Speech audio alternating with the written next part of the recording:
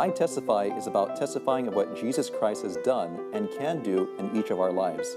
Through testimony of people just like you, and through study of His Word, our prayer is to encourage each follower of Christ to be a light in this world. So let your light shine before men, that they may see your good works and glorify your Father, which is in heaven. Matthew 5:16.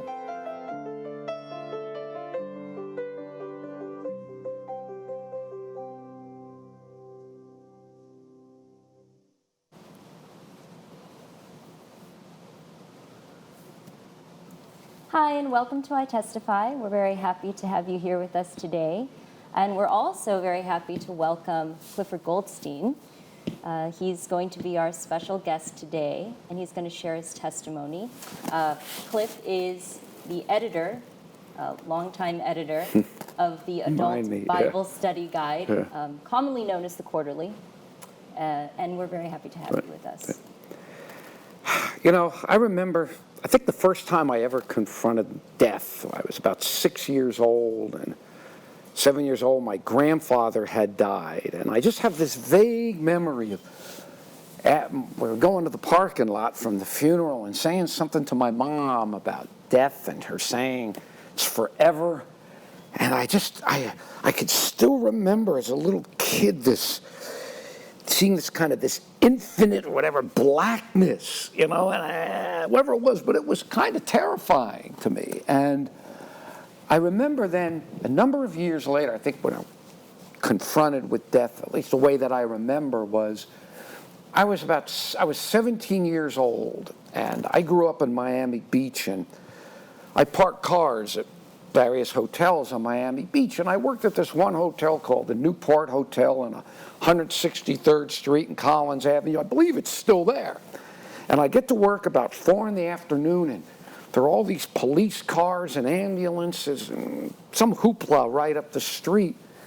And apparently what happened was there was just this little helicopter tour that operated right on that block, and apparently the helicopter came in at an angle for a landing and just chopped some guy's head off.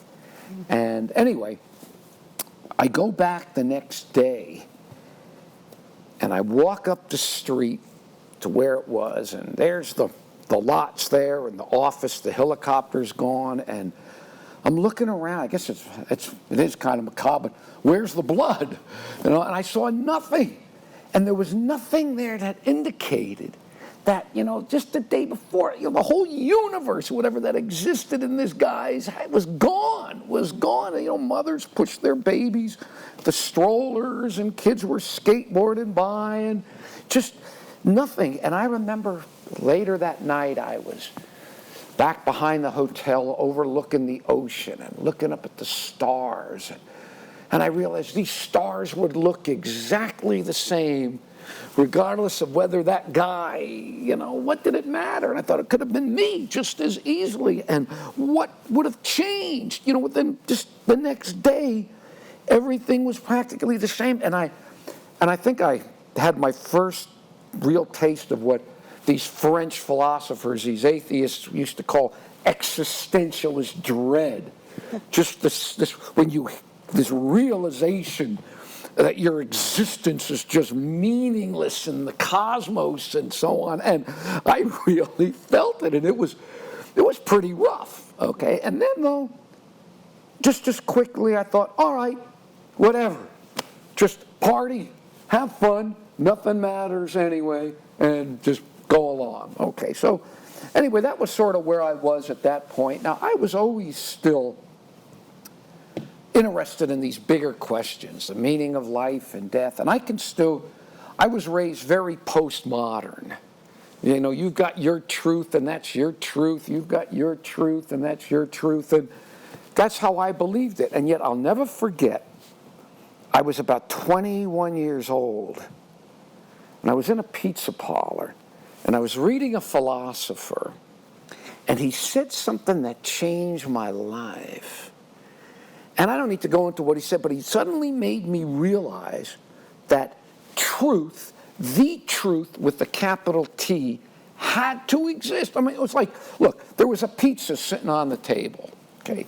Now you could have had 1,000 different people with 1,000 different views on how the pizza got there. The god Marduk created the pizza. Aliens dropped it out of the sky. Whatever. People could have started religions.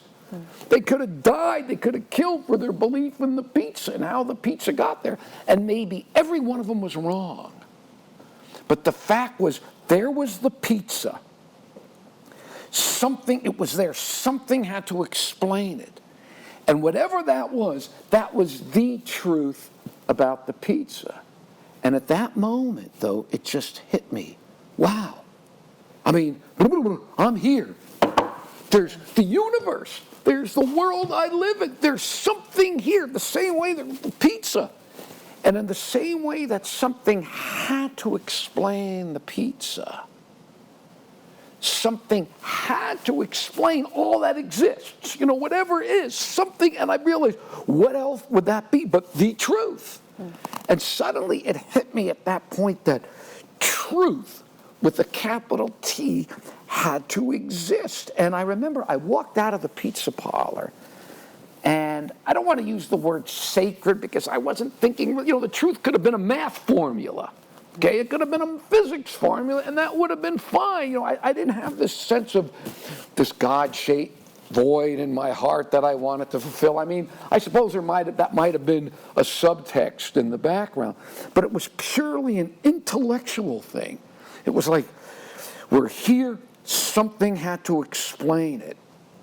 And that was, whatever that something was, that would be the truth. It had to exist. And all I know was 3 years later, I ended up becoming a Seventh-day Adventist. It's pretty fast, 3 years from...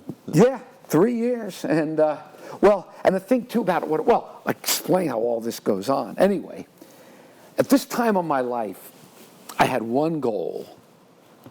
I had started working on a novel my senior year at college, and nothing else mattered to me but this book. Okay, I mean, I was an English major and studied creative writing, but before long, I just poured myself into this novel. I mean, I have writers and editors in my family, and it was just everything to me. And I just poured myself into it. And I finished school because I just wanted to get that done, but nothing else. I mean, in many ways, the characters controlled my life more than I controlled the life of the characters. I mean, people sometimes ask me what was the novel about, and I was 21, 22. I had nothing to say. What was I going to say that anybody had any interest in? But all I wanted to do was create something beautiful with words. That's all I wanted to do. But anyway, I poured myself into it. I graduated college, and I went back home to Miami Beach, which is where I grew up. I grew up there. And then I finally decided I'm going to go overseas and work on the novel overseas, Europe, because I had lived in Europe before and so forth, and part of the novel took place there. So I'm going to go back to Europe. And I go to Europe, and I'm hitchhiking around Europe, and I'm not really getting anywhere. And then at one point, I'm not getting anywhere. I mean, I don't know where I'm going to go, what I'm going to do. And at one point, I hitchhiked down to Athens, Greece. And I thought about it later. It's kind of funny, Athens, which is the center of philosophy, because I hadn't been for 2,000 years. But I had a friend who lived there. And I go to his house, because he says, oh, come, you can stay with me, visit me. And I go to his house, and I knock on the door. This is after 4 days of hitchhiking through Europe. And I knock on the door, and I ask for my friend, and Faunus. And she said, Faunus no here, Faunus in Miami. Oh, ironic. So I let out a wail, and she feels sorry. She gives me a meal. And then I'm back out on the streets of Athens. I have no idea where I'm going to go, no idea what I'm going to do. I mean, my immediate concern is, where am I going to sleep? And I found some bushes along a wall, and I go to sleep. And I have a dream. Now, back then, dreams, to me, what you ate for breakfast, your genes, did your mother breastfeed you long enough as a baby? Certainly nothing, I didn't exist in a realm where anything existed. To me, reality was atoms in the void. Okay? Yeah, indigestion was your... Yeah, purely physical. So yeah. But whatever it was, I was dreaming that I was sleeping in the bushes. Then I dreamt I woke up, I flew to Israel to live on a kibbutz in Israel and write my novel in Israel. A kibbutz, for people who don't know, it's like, think of for lack of it's a horrible word, think of communes. Okay, we'll just use the word, it's not really that, but that's the closest we'll get. Anyway, that was my dream. And I wake up and I think about it. And I thought, wow, that's not a bad idea. And I think it's kind of funny because that was not, if you look at the history of philosophy, that was not a very Athens thing to happen. That was more a Jerusalem kind of thing.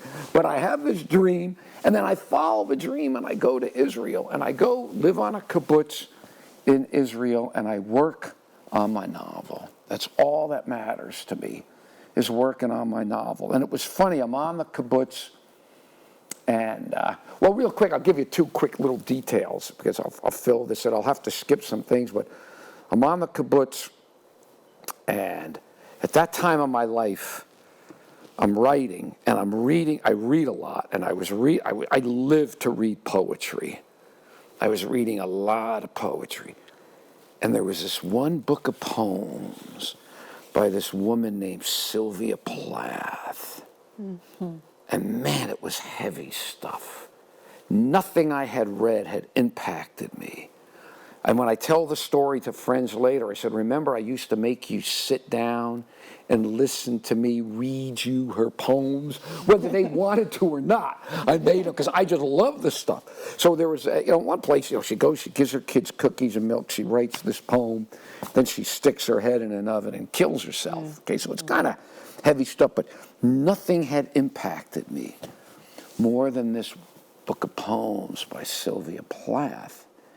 And then the other thing, too, when I was on the kibbutz, I had a blonde Danish girlfriend named Tina. Okay, that's just all, we'll come back to that. But anyway, I'm on the kibbutz for a year, and actually, at one point, some Christians showed up to the kibbutz. They're there, the witness to the Jews and so on. And, I didn't particularly like Christians. I just didn't like, I was Jewish, even though I wasn't a religious Jew. I was raised very much, for secular Jews, your religion is the Holocaust. And all these things that church people did. Because, I hate to tell you, folks, a lot of those people who ran those concentration camps went to church or had gone to church, and you wonder, what did these kids learn in Sunday school when they were little kids that when they became adults allowed them to, line women, Jewish children, babies up and shoot them and burn them. Most of these kids had a, quote, Christian background. And I didn't like that. And I was resentful. And these Christians showed up, and I started haranguing them and harassing them, and it got to the point, though, where the Jews said, if you don't leave them alone, we're going to kick you out of here. And so I backed off and left them alone. And then actually, as I got to know them, they weren't so bad. It's kind of funny that the Jews that you were living with were going to kick you out rather than Christians. Yeah, I know. That was the irony of it. I'm here, they've been kicking us out of, And anyway, but whatever it was, as I got to know them, they weren't so bad. And then every now and then they would talk to me, and things would, But anyway, after about a year, I'm working on my novel on the kibbutz. I put over 2 years in my novel. I had left and gone back to Europe and was working, just running around there trying to get settled somewhere because to work on my novel. And things weren't particularly going very well for me. I don't have time to get into all the detail, and things are kind of spiraling down, down, down. And I remember I got to Paris, and I remember walking down the street, and I thought, okay, things aren't going great. You could do A, you could do B, or you could kill yourself. And it was the only time in my life it was like, wow, it was an option. And then I remember, as soon as I had that thought this other thought just kind of popped into my head and kind of knocked the thought out. And the thought was, well, hang on. Maybe this Jesus stuff that all these Christians had said to you on the kibbutz is true. Okay, and as soon as I had that thought, I cursed myself. I thought, look at you. Your whole life, you thought religious people were weak. Oh, they couldn't handle the hard knocks of life. Life was too hard. Also, they had their little Jesus that they prayed to, or their statue of Buddha, or the good tooth fairy or whatever, and they sang their songs and all that, and it made them feel better. And my whole life, I was like, bleh. That's what I thought. And I said, and now, for the first time in your miserable 23 years, you feel like you can't handle it, and you're going to reach out. And I was too honest, a seeker for truth, to reach out and believe a lie no matter how good it made me feel. I mean, I would have rather jumped off the Eiffel Tower, squashed dead like a grape. I wasn't going to live a lie. And I remember stopping. And little did I know later, I realized the Bible said, Greeks seek for wisdom, Jews seek for a sign. I knew nothing about it. But I remember I stopped and I said, God, if you exist, whether I shook a fist up in the sky or not, I don't know. I said, if you exist, I need a sign. You've got to reveal yourself to me. Otherwise, I'm just not going to believe. I mean, if God could drop water, drop bread out of the sky and water in a wine and all this stuff in the Bible, he can reveal himself to me. And so if you're there, you got to reveal yourself to me. Otherwise, I will never believe ever. And with that, I left. And I went back to Israel. And I went back to my old kibbutz. And they wouldn't let me back on. Okay? And I remember I told some of the Christians, I said, look, I asked your God if he's there, I need a sign, okay? And I said, well, if you ask, he'll give it to you. Fine, Well, anyway, I decided I'm going to go to another kibbutz to work on my novel. And you just don't walk up to a kibbutz, knock on the gate, and say, I'm here. So I go to the main kibbutz office in Tel Aviv to get assigned to a kibbutz. And I walk in the office, and there's a boy sitting on the chair next to me. I sit down, and there's a woman at the desk. And I look over on the desk, and I see a sheet of paper, and it has my name, Clifford Goldstein. So I said to the woman, excuse me, how did you know I was coming? She says, I don't know who you are. And I said, well, that's me, Clifford Goldstein. And the boy who was sitting there says, no, that's my paper. My name is Clifford Goldstein. Okay, Clifford Goldstein's not the most common name in the world. But, look where I was, Cam, where I was. And I said, where are you from? And he said, Miami Beach. Okay, it turned out later, my mother, when I told my mother the story, she said she remembers when I was a little kid, getting his pediatrician bills. His bills would come to our house, same name. Well, anyway, he's there to get assigned to a kibbutz. And I say, Cliff, have I got the kibbutz for you? You go to my old kibbutz and just tell him your name is Cliff Goldstein from Miami Beach and see what happens. Well, he goes. So about 2 weeks later, I'm not getting it together. And I'm going to visit the kibbutz and I'm going to go home. So I visit the kibbutz. And of all the different rooms in the kibbutz for the volunteers, he was in the same room that I had been in. And I had left months ago. And there were 2 beds. And he was in the same bed that I had been in. So I'm sitting at the foot of the bed and I'm talking and we're laughing about this. It's a little weird, but... And then I look up on the bookshelf and I see all my books up there. And I said, oh, you like my books? And he says, what are you talking about? He said, those are all my books. And how old is this kid? He's about my age. Oh. He's about my age. And I said, no way. And I reach up and I go for the Sylvia Plath book. Except it's not my book. It's his book. I marked it up. And I looked at Cliff, and for some reason, I said, are you a writer? And he says, yeah, I've come to Israel because I think I want to be a writer. And then this girl walks in the room. I never saw her before. It's his girlfriend. And her name She's was? blonde. She's from Denmark. And her name was Tina. Okay? Okay, all right, now, what do you do with this? And I remember one of the Christians said to me, he said, Cliff, you're asking God for signs. He says, man, what more do you want? He said, the Lord's calling you by name. Now, when he said that to me, I just sat there and I thought about this. And it was like, that can't be a coincidence. And if it's not a coincidence, it's one of these, I think it's the first time in my life I kind of looked up in the sky with a little bit of fear, a little bit of reverence, because I just go, anyway, the bottom line is, this is a crazy part.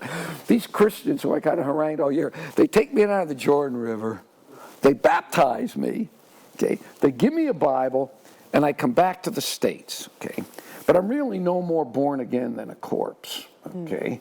You know, it was heavy meeting my double and all that, but, you know, I had the Bible, and I'm reading the Bible, but I don't know, I couldn't get past the talking snake. You know, I mean, it was just like, this just didn't connect. Well, anyway, then I had I started unwittingly getting into the occult. And I was having these occult experiences. And I thought, maybe this is the truth as to what I'm looking for. And I decide one day I'm going to study the occult. And on the way over, I happen to stop at a health food store because I need a job. I'm a starving writer. Nothing else mattered but my book. I put 2.5 years in my book. It was going better than it was. My life was my book. I just needed to eat. You know, if I could just write and not have to worry about eating, I'd be fine. And I kind of told the guy what I was into, this occult stuff, and he goes, what? And he brings me in the health food store, and he starts warning me about the occult and the devil, you know, whatever, telling me that. But he says, here, read this book.